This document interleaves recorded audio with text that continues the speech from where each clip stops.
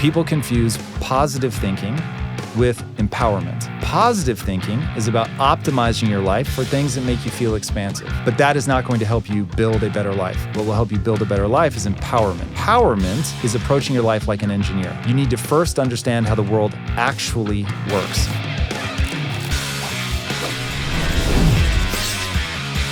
What up? What's going on? What's going on? This is John with the Dr. John Delony Show. I'm so glad that you are here. So glad that you're here. I hope your relationships are doing okay. I hope your mental and emotional health is okay. Not that we have an election going on. Or, Kelly, is the election over by the time we're putting this out? Yes, the election is over. We know. Well, maybe we know. Maybe we know. Maybe we don't. Who knows? Who knows? Or maybe we are but a speck of dust. I hope not. That's, well, I don't know. Maybe I hope so. I hope not, but we won't know. Yeah. So alas, future us's, I hope that you are doing well in this wild season. Hey, we're continuing our interview series with a guy that many of you have probably seen. Maybe you've never even heard of this guy. But he is a massive internet presence. He's a massive, he speaks all over the world. His name is Tom Bilyeu. And if you ever eat protein bars and you've seen Quest bars, that's this dude. He made them up like in his house, like in his garage. And they got bigger and bigger and bigger. And he sold the company for $1 billion. And then he has gone on to become a massive influencer in the in his YouTube channel, Impact Theory. And here's the deal. Him and I see the world very differently. He is a tech founder. He's into AI. He is a filmmaker. He is into tons of anime stuff. We just approach the world very, very differently. And between my show and I ended up doing an episode on his show, man, we cover the gamut, talking about all kinds of amazing things. So if you're interested in somebody who just sees the world differently than me, I'm always telling people, get off your screens and go outside and, X, Y. And he lives a very different life, and it made for a fascinating conversation. So turn it up a little bit. Is that what you say when you're like about to rock and roll or something? I don't know. If it's too loud, you're too old? Yeah, I don't think you turned it up a little bit. I think we turned it up to 11. Oh my gosh, that was incredible. Hey, in case you're wondering, that's how Kelly produces this show. Let's turn it up to 11. Is that? Nice job. For those that don't know, Spinal Tap. It's cool. Hashtag Kelly is old and her influence is just trickling down like Reagan economics. Hey, turn it up and check out my great conversation with Tom Bilyeu. So when you're starting to stumble into a new idea, or you start hearing it in pockets and you read it and suddenly it's starting to make its way into a new mental model for yourself. The word that has been circling for me the last 24, 36 months over and over and over again is this idea of choice. And the one thing, as I worked in academics for 20 years and as I have transitioned out of academics, I recognized that I was a part of a system that I know internally, I know me and the teams that worked for me, deeply loved people and deeply tried to take care of people. And at the same time, we told a whole generation of human being, because of this or this or this or this, you'll never be fully enough. And so you all go over into the corner and we'll pat you on the head and we'll take care of it for you. I realized how pervasive that is, that the metacultural narrative is there's something wrong with you're not enough and we'll save you. Just you go into the corner, we'll pat you on the head. And this idea, almost this cutting the chains culturally is this word choice. Like, no, you can make a choice.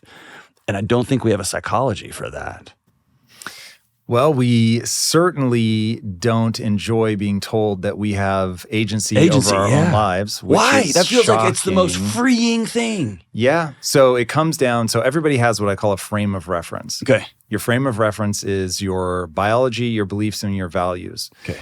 People think that they simply believe the truth. So, Tom, why are you even talking about beliefs? And the reality is that beliefs are chosen because even physics, people don't actually know how all of this works. Yeah. And so we're trying to approximate. And in the approximation, we confuse that for objective truth. And people don't realize that they have just completely shaped their sense of what the world is. This is why a lot of people, I think, underestimate the importance of like the first 3 to 5 years of your life, because that's locking in all these beliefs about how the world works. Yeah.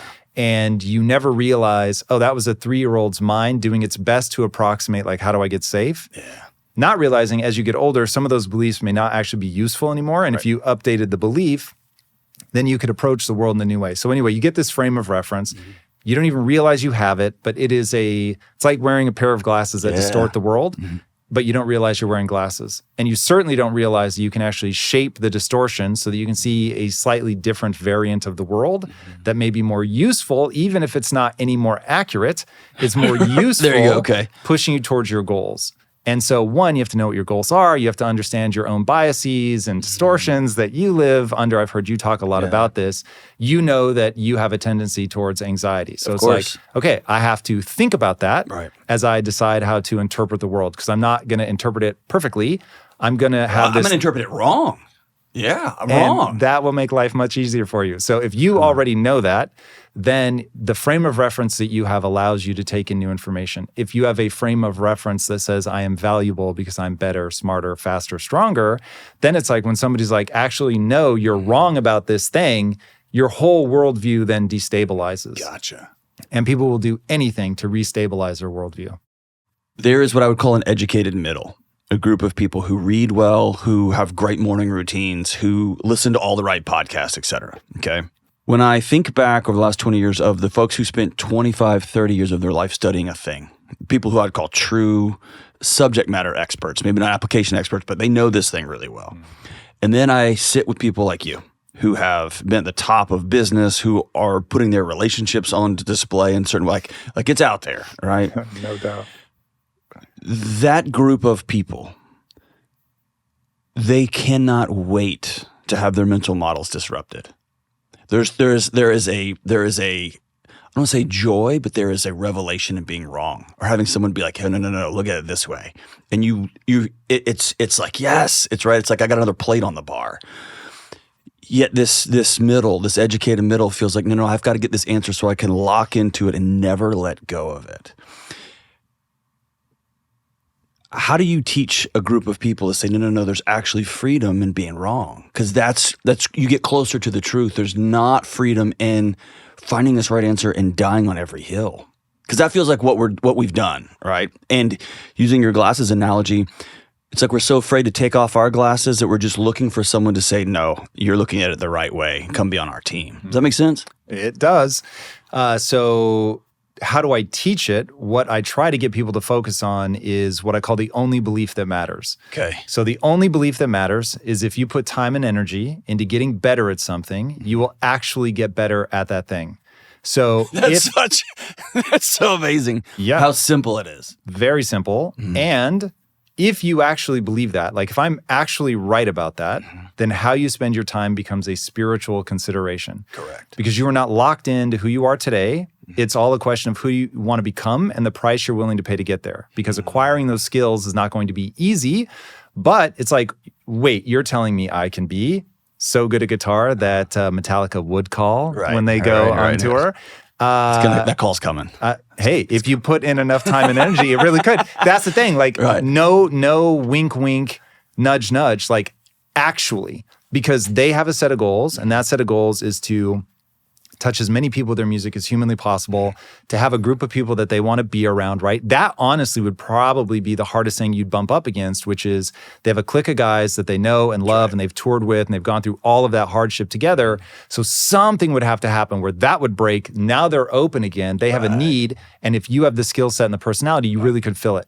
Now, people that live their life in that way, like the craziest dream that I have is actually within reach if I put enough time and energy into it. Those people have the only belief that matters. And now all of a sudden, they know what their goal is. They're working their butt off to get there. They encounter somebody who's like, let me show you how to do this a little bit differently. It'll be a little more efficient and you're more likely to achieve your goal. Now that person's like, yeah. Tell me more. Like, I want to know what to do. Yeah. So I consider myself a filtering mechanism. Okay. What I tell people is I'm throwing the bat symbol into the sky. Yeah. And only Batmen are going to respond. Now, when you get here, I'm going to give you ideas that I have seen in my own life are super efficient at getting you towards your goals. And I hope that I'm constantly learning from other people as well. And so I'm updating it. And I am testing my ideas against the real world. And so if I can get people to buy into that, you can close your eyes, imagine a world better than this one, open your eyes, and acquire the skills necessary to actually make that happen. I just sent this out in a tweet. Oh, I never know how people are going to respond. Here, the following statement is true. Okay. People confuse positive thinking with empowerment. Positive thinking is about optimizing your life for things that make you feel expansive. Okay. That's wonderful. I want that for people. I want people to be able to, on command, make themselves feel expansive versus contracting down, shrinking, feeling like they're in fight or flight mode. Right. But that is not going to help you build a better life. Right. What will help you build a better life is empowerment. Empowerment is approaching your life like an engineer. You need to first understand how the world actually works. And that's where people go wrong. They don't understand their own psychology. They don't understand the psychology of others. They don't understand culture. They don't understand politics. So there's just a lot of things that they don't understand. And therefore, you're being manipulated by forces. It could be as simple as your microbiome is manipulating you to eat more Oreos. Right. But if you understand, like I have this strong impulse to eat this stuff because of my microbiome, that's crazy. Like who would have thought? Yeah. So understand how the world works, understand where you actually are. So what are you good at? What are you not good at? And then understand, the only belief that matters, that you can get good at a thing that matters to you and allows you to help other people, which becomes a really important part of my whole life philosophy. But once you understand that, you put yourself in the driver's seat. But there's so many layers to peel back to get people to be emotionally safe enough that they'll actually do it. Because you will, if your world is predicated on I'm good, I'm smart, I'm talented, and then somebody says there's a better way, that's super destabilizing. And you have to first shift your worldview to something that isn't destabilized when it's challenged. If your worldview grows stronger when it's challenged, I think I've heard you talk about this. So Nassim Taleb wrote a book called Anti-Fragile. Yeah, extraordinary. So you want a worldview that's anti-fragile, meaning the harder people attack it, the stronger it becomes. Right. And the harder your life gets, or the harder the external circumstances, the more robust you become. Correct. Yeah, which is extraordinary. How many people think they want a thing when they actually want something else? Here's what I mean. I liked the idea of imagining that James Hetfield calls and says, "Hey, John, we've heard about you, and we want to invite you out on tour. By the way, I'm not that good. I spent way more time playing in front of the mirror, like with what I would look like, than actually sitting down and learning how to play." Let's say that call came. Here's what that would cost me. I have a 14-year-old who's a freshman, and I have an 8-year-old who's a third grader. It would cost me all of their games. It would cost me the nighttime wrestling matches with my daughter. And lately, I come home and she says, "Do you want to dance or do you want to fight?" And she's this little bitty hurricane. She's amazing. It would cost me walks with my wife. Like it would come at a cost. And so it's been important for me to peel back what's underneath I want to be the guitarist of Metallica. I want people to think I'm capable and I'm good. And the deeper the layers go, I really want my wife to say, "I'm proud of you." I really want my dad to call out of the blue, my old grizzled cop dad, and be like, "I haven't said this enough. I'm really proud of you," right? It has nothing to do with playing guitar. And so for me, getting to what are you really chasing here and for what? That's been an important lesson for me because I thought that it was about being a number one, being a this and this. And the deeper I've gone, no, I want my wife to be really proud of me. I want my kids to, when they grow up, to say, my dad loved us. He loved us a lot. And in a weird way, the more I've gotten there and anchored in, the freer I've become to go. Now I don't feel bad about leaving for a week because my kids know, right? Or 2 weeks or whatever we're doing. But have you found that most people think they want a thing, but really they're trying to duct tape and wallpaper over some other challenges? Yes and no. So yes, I think people confuse the external things, which are awesome and really do have a thing. And the reason that people will forever want their version of being the guitarist in Metallica is it has utility. And there really is a massive upside. Yes. Yeah, it's awesome. And so people need to understand, okay, there's a reason that will be pursued forever until the end of time. Mm-hmm. But what they fail to understand is that ultimately the only thing that matters is your neurochemical state. Yep. So I don't know how many billionaires have to commit suicide before people go, oh, money's not the answer. Mm-hmm. There's something else going on. And I'll shorthand it to, you have to earn your own respect. If you have your own respect, I like that a lot. People can attack you and you'll still be like, okay, maybe there's some things in there I can really improve, whatever. But you're still going to be like, I have a value system. I live up to my value system, and that's why I respect myself. And so I'm here to update my value system for sure, but I said these were the things that I was going to do, and I have done them, and I really respect myself for that. Nobody does that. Nobody respects himself. I won't say nobody, but I think it's very that rare culturally. We people outsource don't it. think about it. Yeah. And so the reality is that we are both the shout and the echo. Okay. And what I mean by that is you are the things you do, the shout, and the echo, what people say about the things that you do. Yeah. We are a social creature, and there is no way to detach yourself from that. You will actually break psychologically. Yeah. This is why the ultimate form of punishment is isolation. Right. Okay, so you have to understand I'm nested in a brain, first of all, that is designed for social interaction. Right. And so there's no way to remove myself from I do a thing and people respond. Yeah. So you're gonna have to deal with both of those. But ultimately, in the combination of those two things, you will either have or not have respect for yourself. The problem is people over-index on the echo. I did a thing and a wave came back at me. Now, the wave you don't want to try to overcome is your own sense of what you're doing. You need to have resilience against simply being a puppet of the echo. Sure. Because the echo isn't always in alignment with what's going to make you feel fulfilled. We may have to define that. That's a whole, yeah. The ultimate punchline of life is fulfillment. It is the only stable psychological state, meaning you cannot be happy and grieving at the same time. Right. But you can be fulfilled and grieving at the same time. That's right. Fulfillment has a recipe, for lack of a better word. You must work really hard. That's a part of it. To gain a set of skills that matter to you for whatever reason, that allow you to serve yourself and others in pursuit of an honorable goal. So if you do that, you will trigger all the right algorithms in your brain. And when you're by yourself, you will feel good about yourself. And that's like when you meet a third grade teacher who makes $41,000 a year, who drives an old Corolla, and you can't get that smile off her face, even when she's exhausted, right? She's fulfilled. And then you've got the others that are chasing, and they're, right? The billionaires who jump off a building.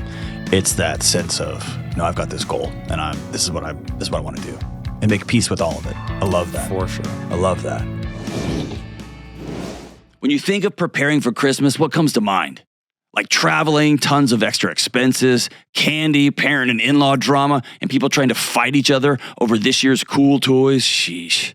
And while we may not be able to avoid these kinds of things, there are ways we can prepare for Christmas, and one of them helps us offset all the other madness by bringing us closer to God. It's using Hallow, the #1 prayer and meditation app on the planet. I use it every day, and I love it.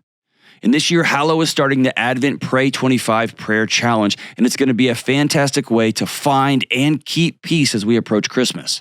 They've got book studies led by Jonathan Rumi, a study of Ephesians, prayer guides, and even Christmas music from Gwen Stefani. Yes, the Gwen Stefani, Lauren Daigle, and more. And Hallow's got your kids covered during Advent with a great prayer challenge for the whole family. This season, it's a real opportunity to get some questions answered and to be transformed by God. And Hallow wants to help you during this experience, so they're offering 3 free months right now for free when you sign up at hallow.com/Delony. You can enjoy the entire Advent Pray 25 challenge completely free. Go to hallow.com/Delony for 3 free months. That's Hallow, HALLOW.com/Delony. All right, it's time to talk about Organifi. So stop for a minute and say thank you. Say thank you to your body. Our bodies do so much for us. They move us around, they care for us, they help us all day at work, they help keep us safe, they alert us to perceived dangers. Our bodies are always working for us. And if we're honest, we may not always treat our bodies very well. I'm working to get better at being a good steward of my body, and I want you to join me in honoring the only bodies we're ever going to have. And one great way I'm a good steward of my body these days is my daily use of Organifi products. I love Organifi because they're super selective about what goes into their whole food blends. And Organifi helps you think your body by using ingredients with integrity. Organifi is plant-based, certified organic, vegan, dairy-free, soy-free, and glyphosate residue-free. Glyphosate's a pesticide. Your body will thank you for keeping away from it. But listen, it's so easy to get the benefits of Organifi. You just mix your favorite juice blend. I love pure, green juice, red juice, and you mix it with water, and you are off to the races. And yes, I still love my Happy Drops every day, and I've been trying out their Better Biome gummies to help my gut health and digestion improve, and I'm loving it. Go to Organifi.com/Delony right now to save 20% off at checkout with code Delony. That's Organifi, Organifi.com/Delony, and use code Delony for 20% off. What I know about me when I get anxious is I don't see the world right. And the only hedge that I've found against my inability to experience the world as it truly is when I get set off is two things. One, restrict the number of times I get set off, whether that's dietary, whether that's sleep, whether that is saying yes to too many things, etc. Like there's an ecosystem I build for myself or I allow to be built around me that I know now is going to set this off. The other thing is a group of men and women that I outsource that to, who have a different pair of glasses that see the world. And I can call them and say, hey, dude, my wife said this and I said this. And my buddy would be like, that's the stupidest thing you could have possibly said, right? And he's a banker in Texas, right? Has no day-to-day contact with me, but we know each other. I've got 30 years. Do you have a group of men and women that beyond the, hey, what's your advice? What's this? That are just Tom's people that you can call and be like, I'm not doing all right. Or that, hey, my wife said this and I don't know how to say this, but it hurt. Am I seeing this right? Not really. So Okay. I am very close with my family. Okay. But the reality is that there is a weakness in my game that I am so obsessed with my wife. Okay. And I do everything with my wife. Okay. My wife is my best friend. So I have one person. I have this incredibly fragile strategy. Yeah. Because if something happens to her, and look, we've been together, we've been married for 22 years to give Okay. people an idea. This is like, I'm it's 21. not like, So I same. met her when I was, 6 years ago or something, and this is wholly untested. But I don't know that that's a wise strategy. I just know that it matches my personality. Okay. So I wondered if you would ask me that question because I know that you ask a lot of people that. And I don't have it. I would encourage people to build that into their life because it seems less fragile than the system that I have, which is you have one linchpin, and if anything happens there, you're toast. Again, I'm very close to my family, so it's not like I'm isolated, but my wife, Lisa, is the only person that I reach out to when something goes wrong.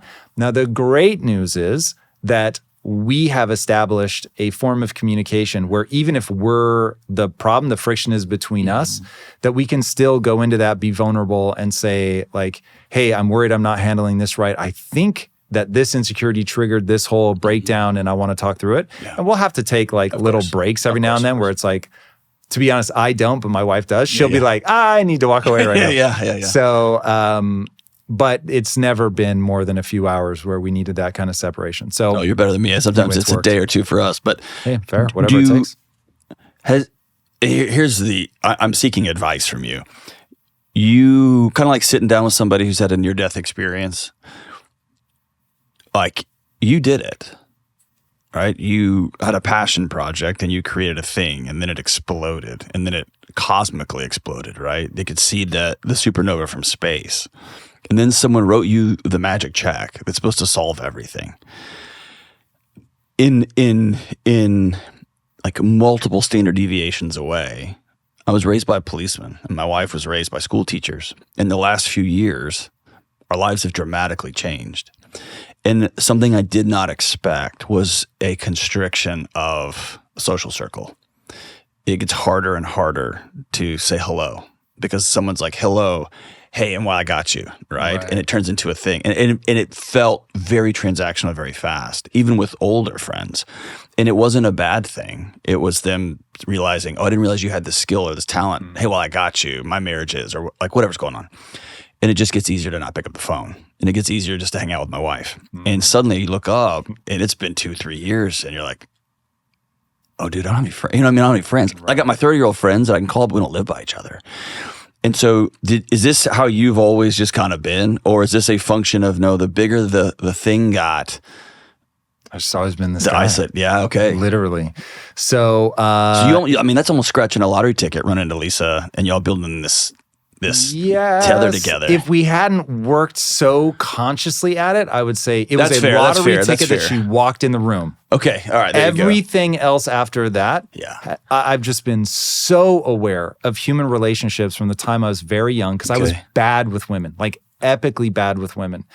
And I started Same team, man. I started reading Cosmopolitan magazine. Yes. Because it felt like I was going behind enemy lines. Bro. And so I was like, same. Dude. And I used to hide. Okay. I used to hide it, dude, because I wanted to know. Think about how how long your marriages lasted. And I had an older sister. Those two things. Bro, same thing. Okay. All same right. thing. So, and my mom gave me the greatest piece of relationship advice ever. This still makes me laugh that this was the dime dropped. I was like, wait, what? From and your mom. Yeah, my mom was like, almost as a throwaway comment, she goes, "Oh, for women to have an orgasm, they have to trust you." And I was like, what? Yeah. Hold up. I just need like a place. Like, what do you mean trust? Your mom gave you that? Yeah. It was so disconnected from my sexuality that I was like, you and your mom are way cooler than Dude, Mom, where were you on that one, right? it was earth shattering. Okay. I realized, women are like an alien species. And if I think of them as I think of myself, they are eternally confusing. Okay. If I grow to understand how women work, how they think, how they see the world, now all of a sudden, oh, cool, I can figure this out. Okay. But it took a lot of years. So anyway, I start reading Cosmo to get behind the lines. You have to start understanding that magazines are trying to sell They're magazines. garbage too. So That's it's right, not right. a lot. But it was just It's so a new language. different. It's like reading Italian. Exactly. Right. And so I became fluent in Italian. There you go. And finally realized what it took to be good with women. But like having gone on that journey certainly does open something up. But anyway, bringing it back to the initial point was I have always been somebody who collapses inside of himself. Okay. So my identity is that of the writer. I think of myself as a writer. Okay. That's not what the world knows me for. Sure. But I got into business so that I could build my own studio and control the art. And my first identity is very much as a writer. Okay. And so when I am alone, I have a hyper vivid imagination. Okay. And because of that, I'm maybe too entertained when I'm alone. And so I don't have the same sense of, oh, I'm bored that other people get that pushes them out of their comfort zone to go meet people. Okay. And dude, I'm actually really awkward at the beginning of an exchange. So when I first meet somebody, I'm so awkward, man. dude, people expect because I do an interview show that hey, opening a conversation is easy. I'm like, the beginning of this is the worst. I am so weird. I don't understand. Tom, so I feel like nobody's I've met my more long surprised lost than me. brother, and I've got a brother. Yes. Yeah, it's a So trip. awkward. So awkward. Do you fight it, or you just accept it, make peace with it? Because I don't want to be. Because I know what my awkward does to other people. Yeah, that's I important. to know remember my for awkward sure. makes other people uncomfortable. exponentially awkward, right? And I don't want to be. Yep, And yet, I hear it. So I know how to push my personality into a room. Okay. And so I've just had to remind myself, because I used to be really good at it. I was not awkward in my teenage years. Okay. Ironically, that was when I was so unself-aware that I was just me and a total goofball. And but as I got older and became more self-aware and took myself more seriously, my success went way up. Yeah. But all the sort of anxiety of how might I be perceived in this moment, like that just came crashing in. And so I've really had to find ways to get out of my head and just be in the moment and push my personality into the room. is some of that? I wonder if some of that's nervous system, like your body trying to take care of you. You've entered. We were talking before we started. You entered into. I mean, you could sit down and have conversations about the Gaza conflict. You could have conversations about in Ireland. You could have all the hard religious conversations, and it's not as bad as the dietary zealots, right? And you built this world. That's a fun statement, Right? Until you start touching on Israel, Gaza. I And know. then all of a sudden you're like, I'm overstating it. Yeah, I'm overstating I'll it. take people and talking about food. Let's talk about vegans, any day. right? Yeah, I'm overstating it, obviously, but I can't imagine how much shrapnel you've taken over the years. Don't read the comments. Well, That really is lesson number one. So yes, has there been shrapnel? Of course. but Do I but here's the avoid thing: it? like as a Yes. guy, but I'm thinking 10 years ago, as a guy who stumbled into this weird world where I didn't feel good. And I was also on the road a lot. And dude, if I could walk into a gas station and get something remotely that I could read the back of the ingredients, like Quest was a gift, right? And to think that that becomes an epicenter of contention, right? When you look around and it's like, it's Twinkies or it's chimichangas that have been there 7 days or this. How can anybody with any shred of self-worth go after that? Does that make sense? It's such a gift. And to think you were at the middle of it. And I just wrap my head around, I'm trying to make the world a better place. And all I do 24/7, 365 is get beat up for it. On my limited scale, right? I just want people to have better marriages and have love their kids. And the amount of grenades that you take, it makes you just want to be like, I'm just gonna go home, right? I get that, the impulse to just shut my door and just drive home and listen to old punk rock and call it, right? Tell me about building a marriage worth fighting for. That's a marriage is an act of rebellion in the 21st century. That's interesting. You're probably right. Life has nothing better to offer you than reciprocated love. So I became very accepting of that truth at a very early age. Now, admittedly, when I met my wife, I assumed I was never going to get married. Okay. And when I met her, I was like, oh, actually, I'm either never getting married or I'm marrying her. Yeah. So I was like, okay, got it. Okay. And for me, proposing was a big deal. Yeah. But once I proposed, I was like, I'm already committed. Okay. So there was no difference really between where I was post-proposal and getting married.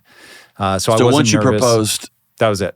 I was like, don't ask if that's not what you actually want. I made a covenant, we called it. Yeah, I really debated that. What pushed you over the edge? Because it's not an algorithm that makes sense on paper.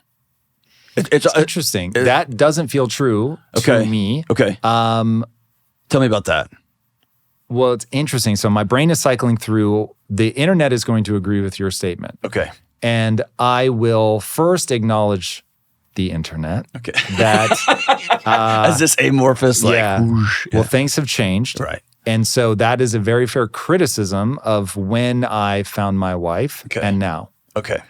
Now, having said that, if I, God forbid, found myself single all of a sudden, it would not be difficult for a man with my skills to find somebody else. Correct. Now, look, the money, people are going to think that's the win. No, that will get a lot of crazy people in the door. Correct. And so now I'm going to have to filter a lot more people. Right. But over the last 20 plus years at this point, I've run a lot of experiments on this person interviewed for a job and I hired or didn't hire, and how did that play out? Okay. So I'm pretty good. Nobody's perfect. Right. I'm very clear about that. But I'm pretty good at knowing who to bring in and who not to bring in. Okay. And then if you're in a relationship with somebody, it becomes very easy, very fast to tell who's sincere, who's really in this, who, by the way, can deal with their own insecurities and all that stuff.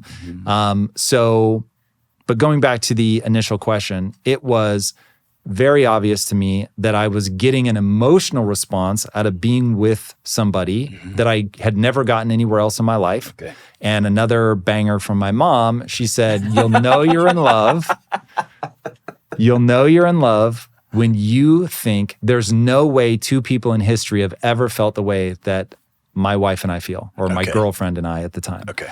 And that ended up being super true. I was like, there's no way. The world would just stop. I'm a drug addict. I just want to be around her. Okay. And so, but I'd read enough to understand that phase was going to wear off. And so even in the height of sort of that cocaine part of the relationship, we were both like, this phase, we should enjoy it, but it is going to morph into something else, and we need to be ready for that, and we need to understand how to surf that. And so we've been very, very thoughtful at understanding that you move through phases in life. So just sharing your life with somebody is a tremendous joy. Yeah. And I understood that at a deep evolutionary level, and so wanted to invest in that. I understand communication very well. I actually have a slightly feminine temperament. Okay. So I find communication easy. I find admitting insecurities easy. And so getting into it and really navigating those waters was interesting. And so the thing I had to learn was to be tough.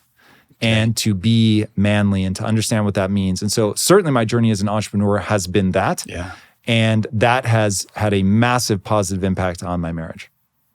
And I'm going back to the statement about reading Cosmo, because I had an older sister and I paid close attention to the people she dated. And That's interesting. who lit her up. And when she'd come home just overjoyed, be like, what'd y'all do? Right. I was 4 years younger. And then she'd come home sobbing. And she would occasionally leak out like, don't ever say this. And I just put a GPS pin in that one because I remember, right?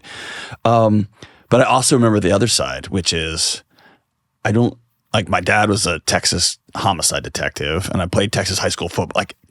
But I remember dudes banging their heads on the locker and I was like, what are we doing? What are we doing? We're playing a game. And I love it. It's fun.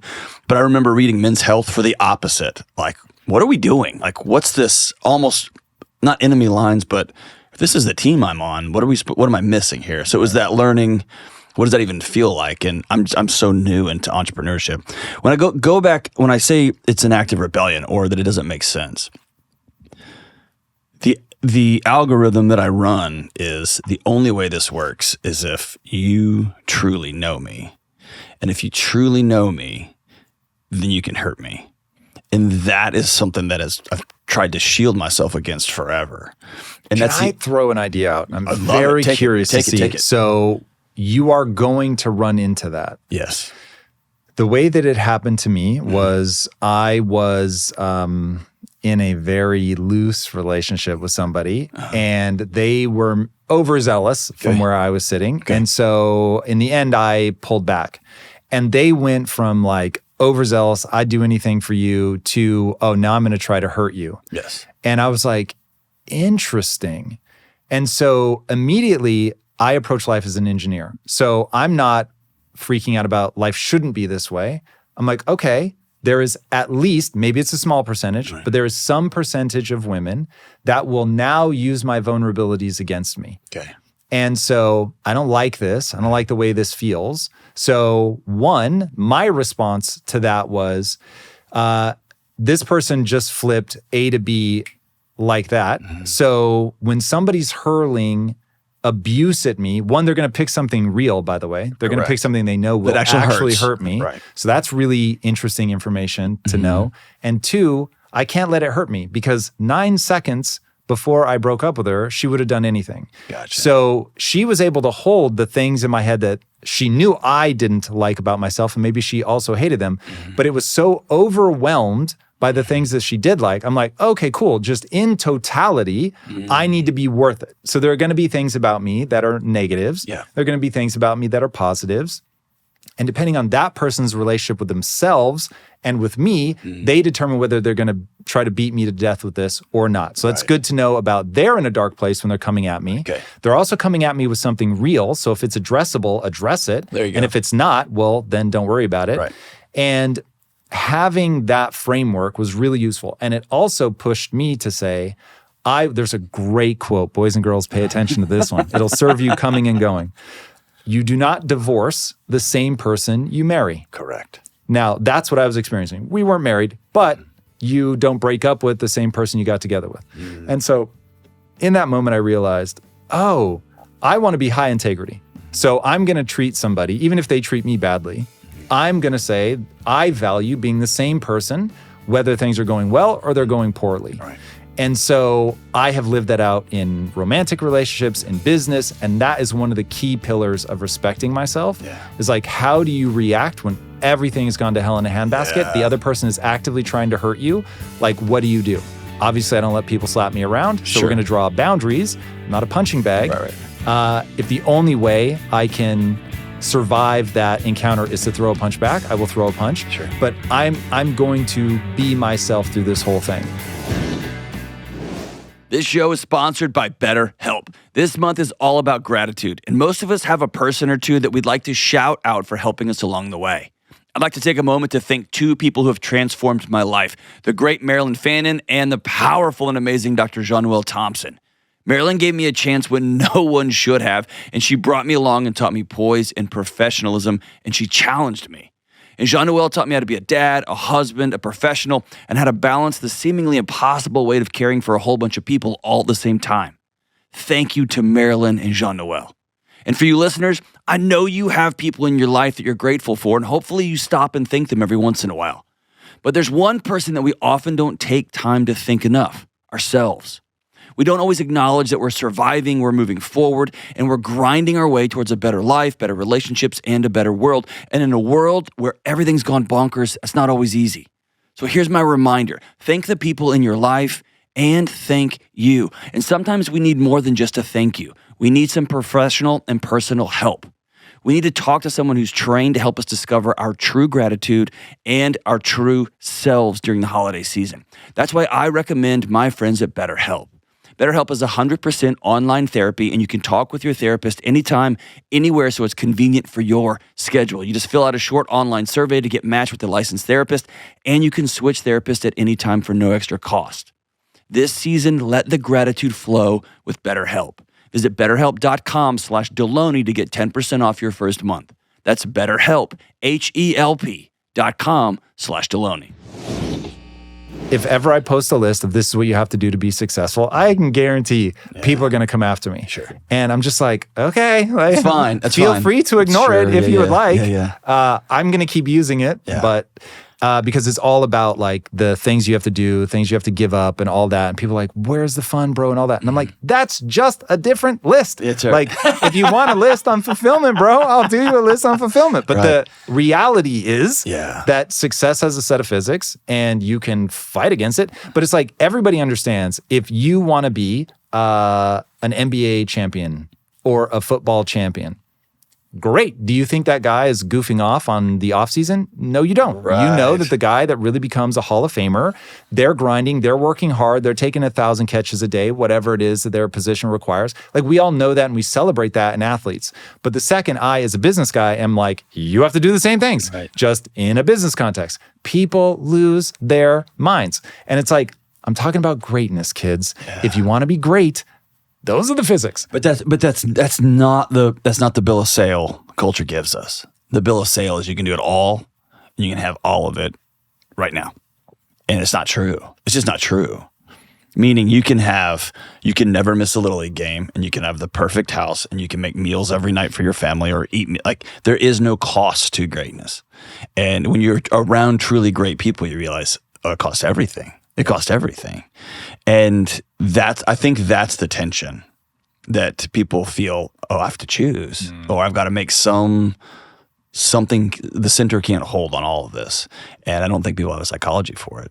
Does that make sense? It comes at a cost. It does come at a cost. I think that people have mental models that cause them a lot of problems. And the thing I want to be known for is there's something I call the physics of progress. Okay. Now, why is it the physics of progress? I really believe, and look, of course I will update if I get closer to the real answer, but I really believe that it's a loop. It's effectively the scientific method repurposed for general life. Okay. And there is nothing below that. There's as far as I can tell, it's just ground truth. Okay. So you can think of it as thinking from first principles. Love it. So I know where I'm trying to get to, and what experiments do I have to run in order to actually make progress towards that thing. Now, once you understand that there are physics to progress, that you can progress towards anything, right? This is the only belief that matters again. Right. I can put time and energy into being a better parent, and I can actually become a better parent, word. I can put time and energy into building businesses, and I can actually get good at that, word. Like, whatever it is that you want to do, you can get better at it. Now, you may not ever be able to become the best. Right. Like 50% of us, roughly, is hardwired. Right. And so you may have limitations that you're just not going to overcome. Stephen Hawking, for as brilliant as he was never going to dominate the NFL. Correct. That's right. So it just is what it is. But there are many avenues that remained open to him, even though he had, I think it was ALS.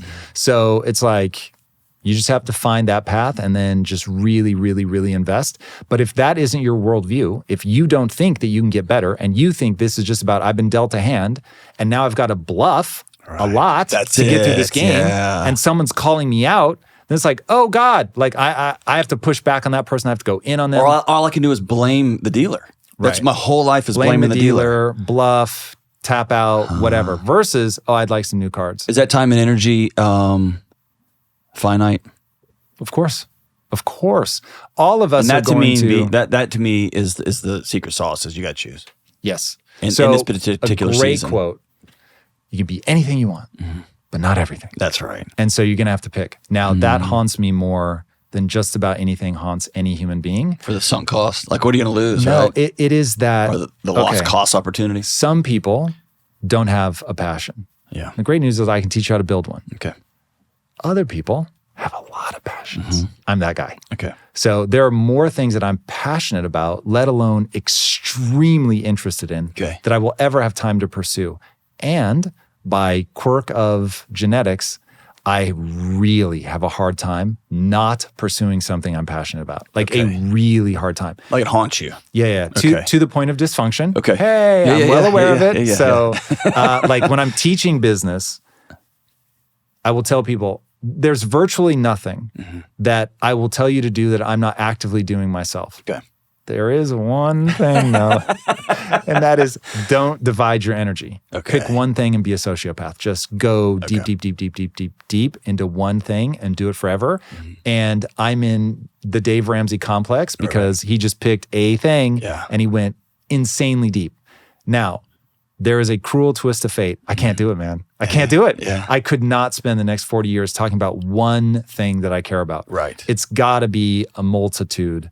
There are just too many things that light me up. Yeah. So anyway, terrible for business. Yeah. Great for you. Love it. Right. My life is amazing. But you did that one thing, and that gave you a foundation from which you could rappel off of. Yes, but here's the thing.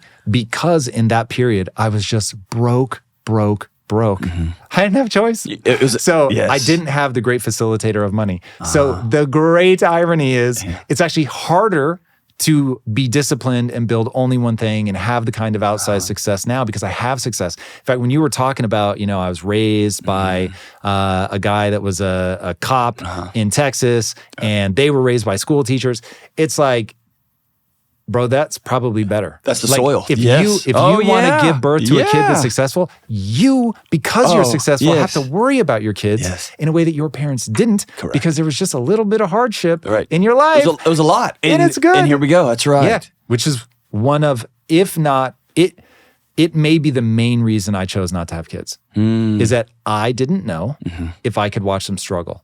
And I had so much money that I was like, it'd be way too easy to I would find myself fantasizing about, okay, could I pay 3 or 4 people that my kids don't know are on payroll and their only job is to make problems go away without the kid realizing that they're making problems go away. And I was like, oh God, like my kid is going to be the kid that's like strung out on heroin by 12 because I'm just making all these problems go away because I have such a hard time emotionally watching people struggle. Yeah.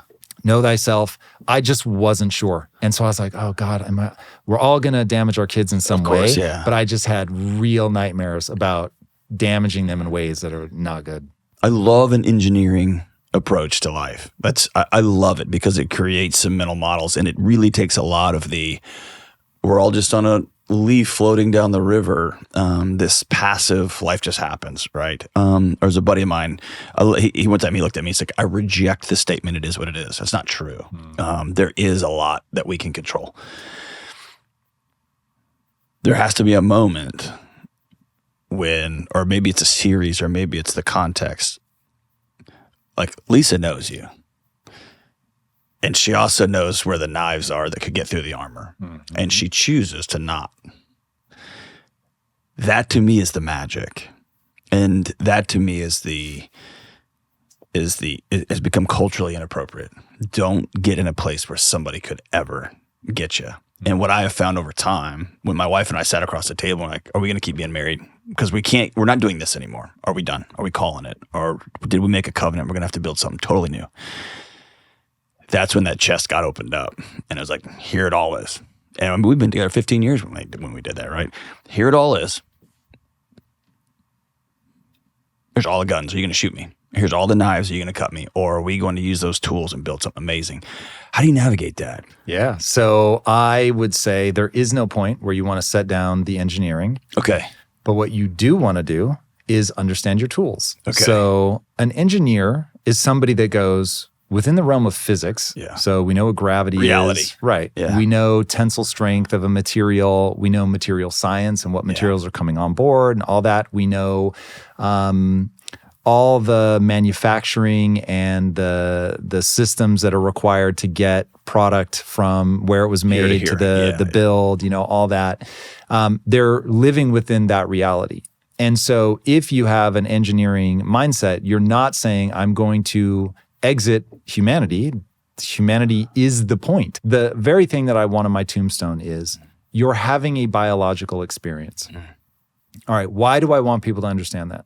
Whether your biology was given to you by God or evolution, I don't care. Right. You have it. Right. And now that you have your biology, how do you take it into account?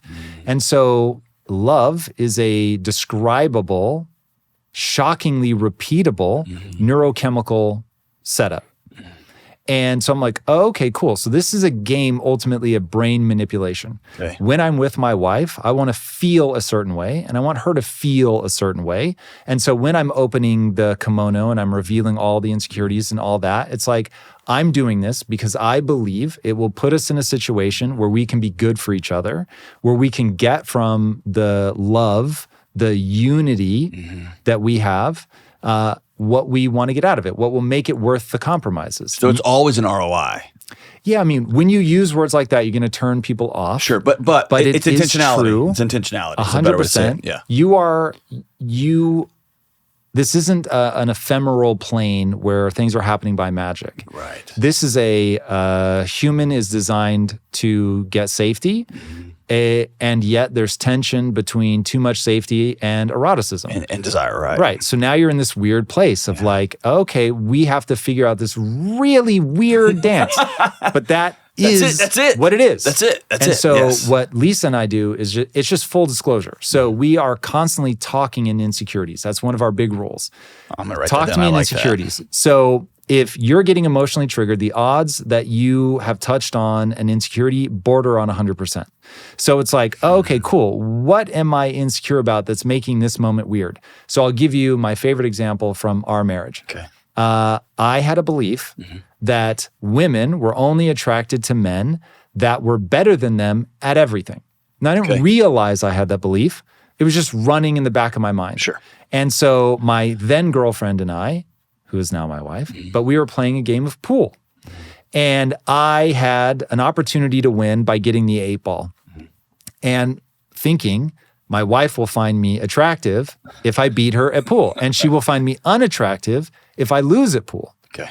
And so she comes up and she whispers something really hot in my ear, right? To try to get me to miss. And miss I did. And instead of being like, oh, we're doing that tonight, I got mad. Okay. Because I was like, she's not going to be able to find me attractive if I lose this. Now, that's all subconscious. I'm just mad. Now, at the time, I don't know why I'm mad. I'm just mad. So I'm like, why'd you make me miss that shot? That's cheating. That's BS. We end up like just completely derailing. The night is not fun at all. Okay. And at some point, I'm like, my neurochemistry is changing. That now all feels like a waste of time. What actually just happened? And how do I avoid that happening in the future? And I had seen a movie called Daryl. And I suddenly had this flash of, the whole thing is Daryl's an android. Okay. He's being raised by human parents. And the mother is having a really hard time. And Daryl can't understand why. And the dad has to come in and go, Daryl, you're perfect in every way, but your mom actually needs to be needed. And so if you weren't perfect, oddly enough, your relationship would be better. I have the chills now. Yeah. So remembering like, wait, why would anyone want to be in a relationship with somebody that's better than them at everything? Yeah. Now all of a sudden they're always going to be in second place. That's super lame. Yeah. And so I was like, okay, what if we figured out the things I'm better at, the things she's better at, and we start celebrating that? And so I was like, word, but I need to go confess that the reason I got mad was because I believe that you won't find me attractive if I'm not better than you at those things. And she was like, what? Yeah. She was like, that's not true. I find you attractive for all these reasons. I have nothing to do with this. Like, and I was like, okay, That doesn't feel real yet because I have had this belief for so long, but I'm going to start acting as if that belief were real. Yeah. And if that moves me in a better direction, then I will adopt it and it'll become a real belief. And of course, it becomes a real belief. And I realize now you want to find the things. One of you is going to be better at some things. One of you is going to be better at the others. Map those out, figure out what they are. And then you can be good. But it started with the ability to say, I was insecure that you wouldn't be able to find me attractive if I lost. That's why I got mad. And then it was like she could hold that space for me and extend the love or the assurance, whatever I needed in that moment. Yeah. And we have a rule in our marriage. You never weaponize the other person's insecurities against them. Awesome. So there will be times where I know I can win this argument just by reminding her of this insecurity and it will shut things down just like that. Right. But when people say there are things you say that you can never take back, what they mean is you just weaponize their insecurity against them. Right. And now they're not going to want to be, they won't want to admit their insecurities to you in the future. That's right. The cabinet stays closed. Yep. You, before we leave, you said something that has become a hot button for me. And where I think and there's multiple ways, but in our current, what I would call the mental health industrial complex, there's this idea that you think your way to emotional health or mental health, for lack of better terms. And you said something really important. I recognize this and I knew that I was feeling this way, but I began to act this way. Because the idea is mental health is not all the right thoughts in the right order. You have to go act. You have to go do. And there's that reciprocal, it works together, right? My actions become. And it's important to say, I love that I feel this way. Okay, it's not working. I'm going to go. The light on my dashboard is telling me my transmission's broken. It's not. The car's running great. I'm going to go this way. And ultimately, that's where you find that connect. I love that. That's amazing. That takes an extraordinary amount of self-awareness. Yes, which is a double-edged sword, but yes. It is. Last thing. You mentioned a couple of times already, just with the few things you've mentioned, your mom sounds like the coolest person ever. Oh, it's pretty dope. What is some advice you would give to moms who are raising boys, who are trying to figure the world out? Okay, so one, boys are not little girls. So they're going to come at the world very differently. And if you're a mom, they're going to seem like little maniacs to you. And you're not going to understand. You're going to think that something is wrong with them. And the default assumption in the beginning, because there really might be something wrong with them, but the default assumption should just be that they have a different set of gears than I have or that my daughters have. And so understanding that, you're going to be in a much better position. They are probably going to be far more aggressive. They're going to like to break things. They are going to meet the world at a physical level. They are going to resolve things physically. And to understand that women come to the world with we need cohesion, we need tribes. They get hierarchy through reputation damage. Boys don't. Boys get that through physicality. Who's faster, stronger, and better at leading. And so that different dynamic, I think, can really sketch women out hard. So they need to be thoughtful about that. And then whether you're raising a boy or you're raising a girl, you need to get them into certain loops very, very quickly. And one of the loops is just how the world works. You set a goal. Now you're going to have to get good at that thing in order to get there. And to run that loop, you have got to get them to, this is Carol Dweck all day, you've got to get them to focus on a growth mindset, which is very simply the understanding that your talent and intelligence are not fixed traits. They can be improved. And so now it becomes a question of how do you get them to improve on the things that matter to them. And so, hey, you're not good at that thing. Don't worry about it. You can spend time and energy getting good at that thing.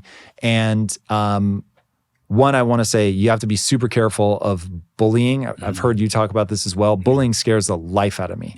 And because it will set neurological patterns up that will last for a lifetime. But at the same time, like you've got to build resilience in that person. They have to be able to take knocks and keep going. Now, the thing that I wish somebody had told me when I was younger is very simply, it's supposed to hurt. So, like I said, my journey has been one of getting stronger because as a kid, if something hurt, I would whine and cry about it, and people would just be like, "Oh my God, you're going to be okay." And I really wish they had said, "Oh man, you're going to get hate comments for this, but this is really true to what I believe," within reason, because there are things where that person needs to be taken to a hospital or whatever. Sure. But I wish my parents had done a better job of recognizing when you get hit on the leg in the morning with a soccer ball, because it's very cold, that's going to hurt a lot. You're not damaged. Yes. You're just fine. Yes. And you need to get tougher. Yes. And you need to value being tough. Yeah. And that as a man, I'm going to sound so old right now. Again, these are things I believe. As a man, you need to have the full range of emotion. Don't hide your emotions and all that. But at the same time, we got to be context specific. Yes. So for instance, if you are on the soccer field and that ball hits your leg and it's cold and it hurts, I don't care. Keep going. You're going to suck it up. You're going to keep playing. Now, I got my thumb broken on the soccer field and they kept telling me, "You're fine, you're fine." Because everything I cried about, whined about, and I would always get my way. Gotcha. And so there was no difference in how I would behave with a ball bouncing off my cold leg versus, no, for real, this time I actually broke my thumb. Yeah. And so getting the kid to understand the difference, that there are going to be things in life that hurt, and by pushing through those, you actually get to where you want to go. That's right. Now, that has to be in the context of love. I get that. Yeah. And so when you're a single mom, this is hard because that's really what the guy should be for. Right. The kid should be able to retreat back to mom when dad being tough and telling me to push forward and push through it is getting overwhelming. You want someone that you can retreat to. But if you're by yourself, you either have to get somebody in this kid's life, big brothering, coach, get him in jujitsu. Yeah, right. Something where they learn to control themselves, they learn to engage with the world in a physical manner, where they learn what pain is bad and what pain is good and should be pushed through. All of those things are incredibly important. And then you're going to have to read the situation. Is your kid more prone to empathy or more prone to domination? Sure. If your kid is more prone to domination, you don't want to say that's bad, but you want to be like, hey, if you want to be a good leader, you can't just dominate people. They will look for ways to take you down in groups. Right. So you want to understand, if you really can dominate, now's the time where you pick people up and pull them towards you. Why? Because you'll get what you want out of life. Right. This is leadership. So awesome. Be the best. Be better than everybody. But Michael Jordan didn't start winning championships until he understood I also have to be a good leader. He won scoring titles, but he didn't win championships. And you, as a son of mine, are going to win championships. And to do that, you have to be a team player. And to do that, be better than everybody else. But you want to lift them up and help them get as good as humanly possible. I 100% track with you, and we don't talk about it. And you're right. We'll get mean comments that there's an importance to teaching our kids to be tougher. Where I have found, I had a buddy of mine who's a mental health professional. He's astonishing, but it's 20 years ago. He said we're gonna have hell to pay. And I said, why? And he said, because we're removing every bully from every situation. We're not teaching kids how to handle it and how to deal with it, and that we believe that they are strong enough with us walking alongside them to weather some of these things. What we're telling them implicitly is you'll never be strong enough. The world's got to clear. And he said there will be a bully at some point that comes through that wipes out the competition. And then there's a whole generation of kid that doesn't even believe I'm strong enough or that I have the toughness. What I found in my house is when kids start seeking adult attention through whining and hurting, it's always because I'm not closing the loop somewhere else. If that's the only way they get me is when they go, "Ow, I'm hurt," or "Ow," that's a signal to me that I'm not communicating that I see you and I care about you and I love you and that you're safe in this house. Now get back on the field, right? Go. Yes, you got bonked with a ball. Go, right? And I love that. Like, we're teaching kids it's all the same pain, and it's not. It's not. And there is a difference between a broken thumb and you got kicked in the shin and that hurt. That one hurt bad. Oh, man. I think you can get back out there. I love that, man. Well, dude, thanks for your time. It was an honor, man. Thank you, man. It was a lot of fun. Yeah, it was an honor. You're a gift. Appreciate you, brother. My pleasure. All right, good folks. I want to tell you about Cozy Earth. The holidays are coming in hot, but the weather is so cold, and the holiday chaos is here. Travel, school parties, more junk food than most of our bodies can handle, and family drama, and Little Drummer Boy on repeat. But listen, More than ever at this time of year, for the sake of your physical and emotional and relational health, you need to plan in breaks from the madness. You've got to create a peaceful sleep environment. I call mine my sleep sanctuary. And for me and my family, a big part of our sleep sanctuary includes Cozy Earth pajamas and bed sheets. My wife is in love with the sleepwear, and I love the Cozy Earth bed sheets. They're made from viscose from bamboo, so they're smooth as silk and tough as iron. And during gift-giving season, don't forget their otherworldly bath towels and mats. I love them. Cozy Earth offers a 10-year warranty on all of their bedding.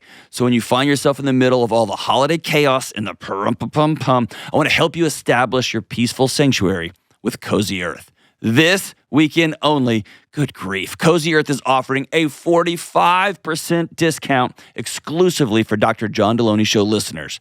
This code is the best discount you'll find for Cozy Earth all year. Visit CozyEarth.com/Delony and use code Delony to get their best products for your loved ones this holiday season. Don't miss out. 45% off. Go to CozyEarth.com/Delony. All right, that was my conversation with Tom Bilyeu. Check out all of his cool stuff in the show notes. His show, his link to Impact Theory, his courses, all of his stuff will be there. Thank you so much for joining us. I hope you guys have a great, great week. Be kind. No matter what kind of chaos is going on right now, and I'm just assuming there'll be chaos. Maybe it'll just be insane amounts of peace. But whatever chaos is going on right now, you can always choose kind. Thank you so much. I love you guys. Stay in school and don't do drugs. Peace out. Hey, what's up, good folks? Listen, the latest episode of the United States of Anxiety is available right now exclusively on the Ramsey Network app.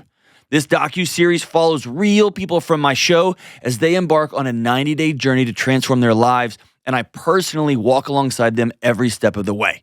All right, now here's a sneak peek of what the new episode is all about. And don't forget to click the link in the show notes to download the app. I've lived with crippling anxiety for as long as I can remember. Paint me a picture of that. We're going to check in with Kelsey 30 days, 60 days, 90 days. I cannot even function because I'm just crying. My mom left us when I was 4. I truly felt like I had no family. She's experiencing things that really hurt a long time ago. Tell me about this boy. He triggers me a lot. Scared of losing Paul, scared of doing the wrong thing, scared of not being enough. It just feels like it would be exhausting to be Kelsey. It is. Whenever somebody's playing whack-a-mole with their anxiety, when it just keeps moving, that tells me the underlying system's not okay. How do I get my inner child out of this relationship? Because I feel like she's running the show. One of 2 people that's supposed to never leave took off. I was his burden. You burden to the one person who should carry it, all of it. Did you ever tell that little girl that it wasn't her fault? I don't know what to do.